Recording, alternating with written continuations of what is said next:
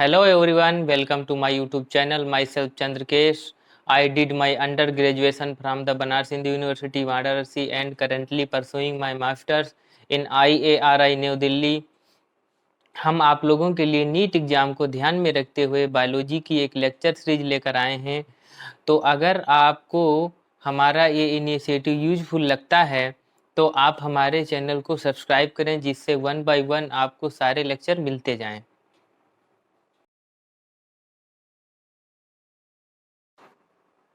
Hello,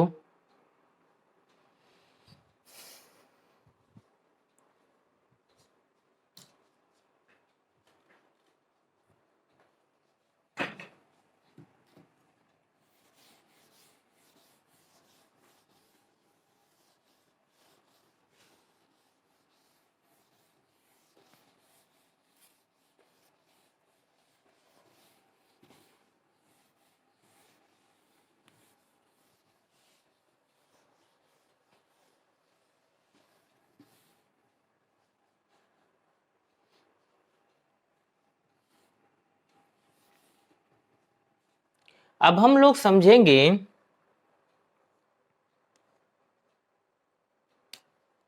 अब हम लोग समझेंगे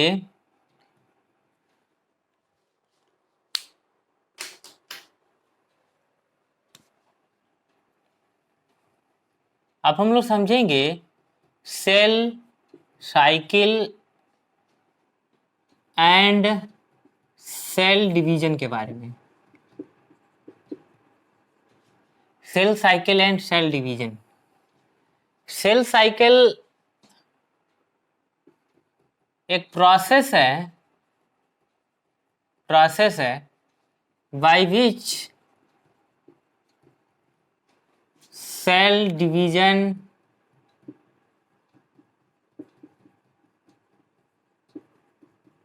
टेक प्लेस। एक ऐसा प्रोसेस जिसके द्वारा सेल डिवीजन होता है उसको हम लोग सेल साइकिल कहते हैं।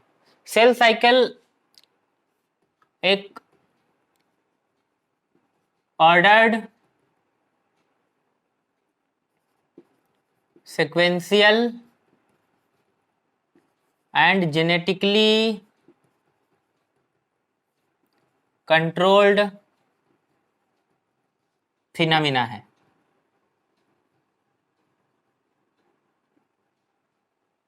जेनेटिकली कंट्रोल्ड फिनोमिना है, सिक्वेंशियल है, ऑर्डर से होता है। ऑर्डर मतलब सेल साइकिल में आप लोग जब देखे होंगे, स्ट्रक्चर आपके एनसीईआरटी में बना हुआ है, देखेंगे तो क्या होता है, एक सीक्वेंस से हो रहा है। पहले G1 फेज में सेल जाएगा, फिर S फेज में जाएगा, फिर G2 फेज में जाएगा। प्रोटीन्स होती हैं, कुछ प्रोटीन्स भी होती हैं। दो प्रकार की प्रोटीन इसमें सेल साइकिल में इन्वॉल्व होती हैं। एक होती है साइक्लिन और दूसरी प्रोटीन होती है cyclin dependent kinase. Cyclin dependent kinase. तो दो प्रकार की प्रोटीन पाई जाती हैं जो सेल साइकिल में इन्वॉल्व होती हैं, जो क्या करती हैं, सेल साइकिल को कंट्रोल करती हैं। ठीक है, एक साइक्लिन है और एक साइक्लिन डिपेंडेंट काइनेज है। तो ये मान लीजिए ये कोई छोटा सा सेल है, तो होता क्या है कि सेल में दो फेज होते हैं, एक इंटरफेज होता है, एक एम फेज होता है। तो इंटरफेज के दौरान क्या होता है कि सेल के अंदर का जो न्यूक्लियस है वो बड़ा हो जाएगा। न्यूक्लियस जो है वो बड़ा हो जाएगा, उसके अंदर डीएनए की रेप्लिकेशन हो जाएगी, जो क्रोमेटिन फाइबर है वो जस्ट डबल हो जाता है। और उसके बाद क्या होगा, कैरियोकाइनेसिस हो गए। कैरियोकाइनेसिस। कैरियोकाइनेसिस का मतलब होता है डिवीजन ऑफ न्यूक्लियस। जैसे कैरियोलॉजी आप पढ़े थे, तो कैरियोलॉजी का मतलब होता है न्यूक्लियस की स्टडी, और कैरियोकाइनेसिस का मतलब होता है डिवीजन ऑफ न्यूक्लियस। तो यहाँ क्या होगा, न्यूक्लियस का डिवीजन हो जाएगा। अब एक सेल के अंदर दो न्यूक्लियस हो गए और अलग अलग क्रोमेटिन हो गया। ठीक है, तो न्यूक्लियस के डिवीजन को हम कैरियोकाइनेसिस बोलते हैं।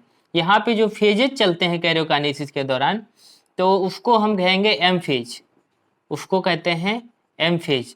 और एम फेज में 4 फेज होते हैं, prophase, metaphase, anaphase, telophase, P mat के नाम से याद रख लीजिएगा, ठीक है। प्रोफेज, मेटाफेज, एनाफेज और टीलोफेज।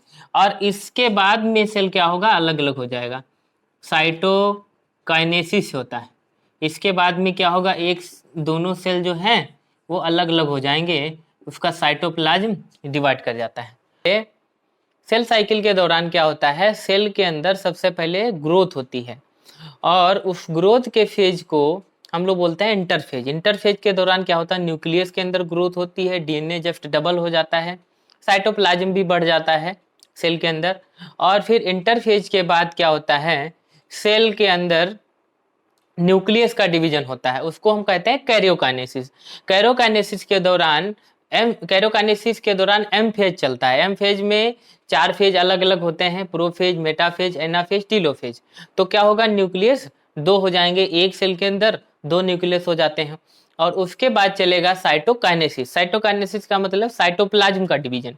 और जब साइटोप्लाज्म का डिवीजन होता है तो एक सेल के अंदर क्या होगा, एक न्यूक्लियस होगा। तो क्या होगा कि वही जो सेल के अंदर 2 न्यूक्लियस थे वो अपना अलग अलग साइटोप्लाज्म भी डिवाइड हो जाता है, तो सेल ही एक सेल से 2 बन जाते हैं, ठीक है। तो ये चीज आप याद रखिएगा। तो यहाँ पे देखिए एक सेल था, यहाँ 2 सेल हो गए। तो ये क्या हो जाएगा, पहले इंटरफेज में गया, ग्रोथ हुई, फिर क्या हुआ, मेटाफेज में गया, न्यूक्लियस डिवाइड किया, और उसके बाद साइटोप्लाज्म भी डिवाइड कर गया, तो उसको साइटोकाइनेसिस कहते हैं, और 2 सेल हमारी बन गई। तो अब हम सेल साइकिल के बारे में बात कर लेते हैं। सेल साइकिल मतलब मान लीजिए ये सेल है, तो सेल में क्या होगा, ये मान लीजिए हमारा एम फेज हो गया, ये हो जाएगा एम फेज। तो एम फेज में जानते हैं प्रोफेज होता है, मेटाफेज होता है, एनाफेज होता है और टीलोफेज होता है। इसके बाद यहाँ होगा साइटोकाइनेसिस, साइटोकाइनेसिस होगा।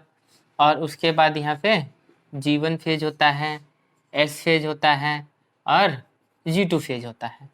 और फिर होता क्या है कि अगर सेल को डिवीजन करना है तो G1 फेज में सेल चला जाएगा, फिर S फेज में जाएगा, फिर G2 में जाएगा, और फिर ये जो है M फेज में जाता है, M फेज में जाएगा। और यहाँ G1 से लगा के G2 तक जो फेज होगा उसको हम इंटरफेज कहते हैं, इंटरफेज कहेंगे। तो बेसिकली ब्रॉड टर्म में अगर हम देखें तो सेल में 2 फेज होंगे, एक इंटरफेज होगा, एक एम फेज होगा। इंटरफेज के दौरान आपका आ जाएगा G1, S और G2, और एम फेज के दौरान आ जाएगा प्रोफेज, मेटाफेज, एनाफेज और टीलोफेज। तो ये चीज याद रखिएगा।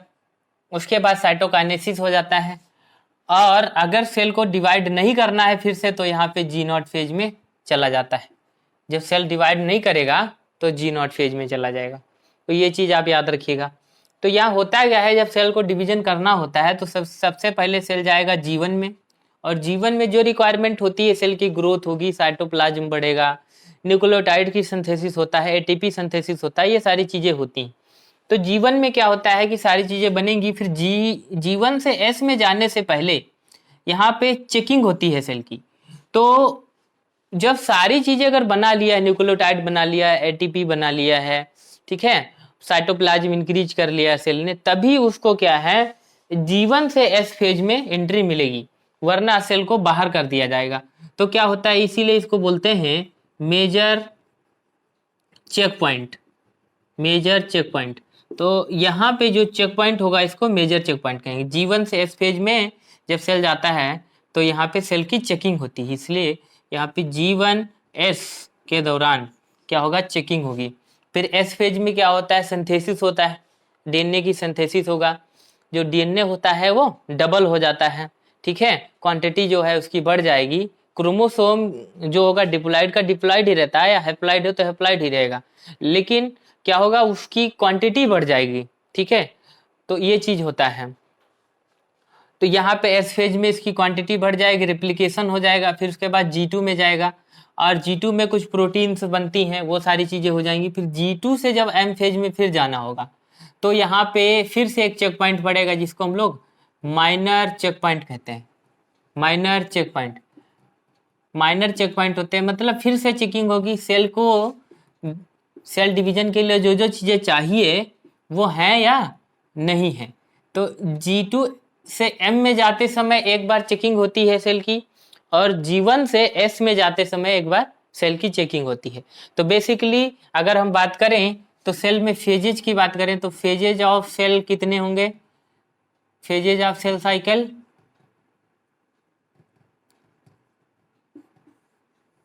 2 होते हैं। Phases of cell cycle is 2, interphase और एम फेज। तो phases of cell cycle is 2, interphase and M phase. Interphase को हम लोग रेस्टिंग फेज भी बोलते हैं, रेस्टिंग फेज। और रेस्टिंग फेज बोलते हैं इस समय सेल क्या होती है? मेटाबॉलिकली मोस्ट एक्टिव होती है, ठीक है। तो इसको हम लोग ये भी बोल सकते हैं मेटाबॉलिकली मोस्ट एक्टिव फेज।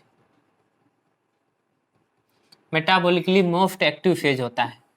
तो जो इंटरफेज है ये, इसको रेस्टिंग फेज बोलते हैं या प्रिपरेटरी फेज भी बोलते हैं, ठीक है। Preparatory phase. और इस समय सेल जो होता है मेटाबॉलिकली सबसे ज़्यादा एक्टिव होता है, it is a metabolically most active phase. और इसके अंदर इंटरफेज में 3 फेज होंगे, G1, S एंड G2।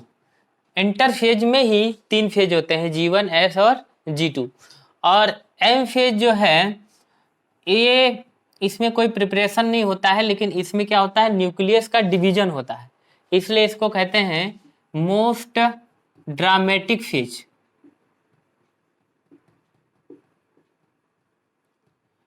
या इसको बोलेंगे डिवीजन फेज। यहाँ पे सीधे डिवीजन हो जाता है। और इसके अंदर 4 फेज होते हैं, प्रोफेज, मेटाफेज, एनाफेज और टीलोफेज। प्रोफेज, मेटाफेज, एनाफेज और टीलोफेज। तो ये चीज हमको याद रखनी है। फेज जो होंगे 2 होते हैं मेजर, और एम फेज के अंदर फिर से 4 फेज होंगे। और एम फेज को माइटोटिक फेज भी बोला जाता है या डिवीजन फेज भी बोला जाता है। तो ये चीज याद रखिएगा। उस समय जो सेल के अंदर मोस्ट मतलब बहुत ज़्यादा ड्रामा चलता है, ठीक है। प्रोफेज में कंडेंसेशन होगा, ठीक है। मेटाफेज में प्लेट बनेगी, एनाफेज में स्प्लिटिंग होगा क्रोमोसोम का, टीलोफेज में वो पोल पे चले जाएंगे, फिर साइटोकाइनेसिस होगा। ये सारी कंडीशंस होती है यहाँ पे, ठीक है। तो ये चीज याद रखिएगा। अब यहाँ पे क्वेश्चन जो नीट में आता है बहुत बार बार कि बताइए सीक्वेंस ऑफ सेल साइकिल, बार बार क्वेश्चन पूछता है। तो G1 में सबसे पहले सेल जाएगा, फिर S में जाता है, फिर कहाँ जाएगा? G2 में, फिर प्रोफेज में, फिर मेटाफेज में, फिर एनाफेज में, फिर टीलोफेज में, फिर साइटोकाइनेसिस होगा, फिर साइटोकाइनेसिस होगा। तो ये सीक्वेंस आपसे नीट में 1-2 बार पूछा जा चुका है, और आप प्रीवियस ईयर क्वेश्चन देख लीजिएगा, आपको मिल जाएगा, ठीक। इंटरफेज के दौरान ज्यादा टाइम लगता है, ज्यादा समय कौन लेगा? इंटरफेज। 95% टाइम जो है इंटरफेज ले लेता है, और 5% टाइम जो है सिर्फ एम फेज लेता है। मतलब डिवीजन के लिए बहुत कम ही समय लगता है, प्रिपरेशन में ज्यादा समय लगता है।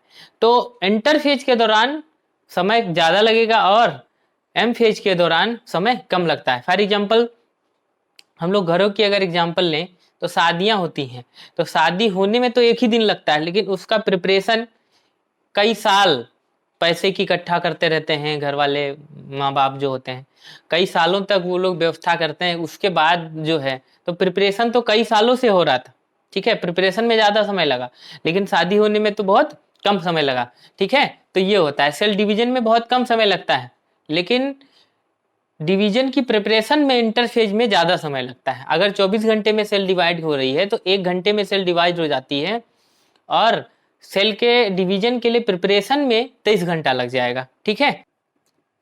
Types of cell.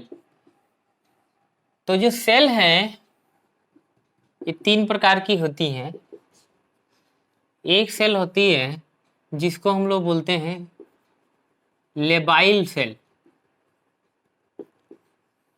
Labile cell, और एक सेल होती है जिसको कहते हैं स्टेबल सेल, और एक सेल होती है जिसको कहते हैं परमानेंट सेल, परमानेंट सेल। तो जो लेबाइल सेल होती है वो कंटिन्यूअस डिवीजन करती रहती है।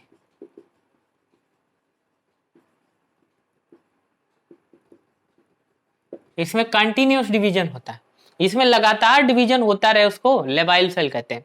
फॉर एग्जांपल हमारी जीआईटी, जो जीआईटी है गैस्ट्रो इंटेस्टाइनल ट्रैक्ट हमारी, उसके अंदर लगातार डिवीजन होता रहता है। स्किन के अंदर लगातार डिवीजन होता रहता है। मसल सेल, मसल सेल जो है इसके अंदर लगातार डिवीजन होता रहता है। हेमेटोपोएटिक सेल, हेमेटोपोएटिक सेल, इसके अंदर भी लगातार डिवीजन होता रहता है। बोन मैरो के अंदर, बोन मैरो में लगातार डिवीजन होता है। तो इन सब के अंदर जिसमें कंटिन्यूअस डिवीजन होता रहे उसको हम लेबाइल सेल कहते हैं। और स्टेबल सेल उसे कहते हैं डिवीजन जब हो, जब जरूरत हो, ठीक है, जरूरत पड़ने पर जिसमें डिवीजन होता है उसको हम लोग क्या बोलेंगे, उसको स्टेबल सेल कहते हैं, ठीक है। तो डिवीजन होगा जब रिक्वायरमेंट होगी। तो इसका एग्जाम्पल क्या हो जाता है, लीवर, इसका एग्जाम्पल हो जाएगा लीवर, पैनक्रियाज, किडनी सेल, किडनी की सेल हो गई, पैनक्रियाज की सेल हो गई, लीवर की सेल हो गई। इसमें जो जरूरत पड़ेगी तब डिवीजन होगा, कंटिन्यूअस डिवीजन नहीं होता है। परमानेंट सेल की बात अगर करते हैं तो परमानेंट सेल के अंदर जो नॉट डिवाइड, सेल नहीं डिवाइड करेगा, ठीक है, सेल जब डिवाइड ना करे उसको परमानेंट सेल कहते हैं। इसका एग्जांपल हो जाएगा आपका न्यूरॉन, न्यूरॉन के अंदर डिवीजन नहीं होता। जो नर्व सेल होती है तो उसके अंदर किसी प्रकार का कोई डिवीजन नहीं होता, इसलिए वो परमानेंट सेल होती, ठीक है। ये चीज आप याद रखिएगा। एक छोटा सा टर्म और याद रख लीजिए जिसको कहते हैं generation time, generation time. Generation time का मतलब होता है इंटरफेज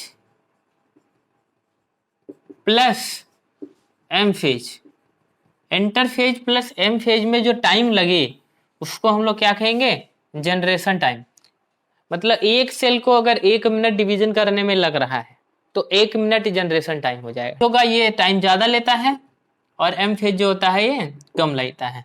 95% इंटरफेज में सेल रहता है और 5% जो है एम फेज के अंदर रहता है। मतलब एम फेज में बहुत कम समय के लिए जाएगा और इंटरफेज में ज्यादा समय तक रहता है। तो ये चीज याद रखिएगा। मान लीजिए आपसे क्वेश्चन पूछ लिया जाए कि कोई सेल 1 मिनट में डिवाइड करता है, ठीक है, तो उसका जनरेशन टाइम क्या हो जाएगा, 1 मिनट। तो इस प्रकार से आपसे कई बार क्वेश्चन भी पूछा जा चुका है कि एक सेल है जो 1 मिनट में डिवाइड करता है, बताओ 64 सेल बनने में कितना टाइम लगेगा, या 32 सेल बनने में कितना टाइम लगेगा। इस प्रकार से क्वेश्चन पूछा जाता है, तो आप लोग जो है याद रखिएगा, ठीक है। या how many generation time required for formation of 64 cell, इस प्रकार से क्वेश्चन पूछा जाता है, ठीक है। ह्यूमन की जो सेल होती है, ह्यूमन के अंदर 24 आवर्स में सेल डिवाइड करता है, और ईस्ट के अंदर 90 मिनट में सेल डिवाइड कर जाता है, ईस्ट का जो सेल होगा। और बैक्टीरिया जो है वो 20 मिनट में डिवाइड कर जाता है। तो बैक्टीरिया का जो है जनरेशन टाइम वो 20 मिनट होगा। ह्यूमन का जनरेशन टाइम जो है, ह्यूमन सेल का जनरेशन टाइम 24 आवर्स होता है। इस प्रकार से आप याद रखिएगा। ये कुछ डाटा आपके एनसीईआरटी में दिया हुआ है, इसलिए इसको मेंशन कर दिए हैं।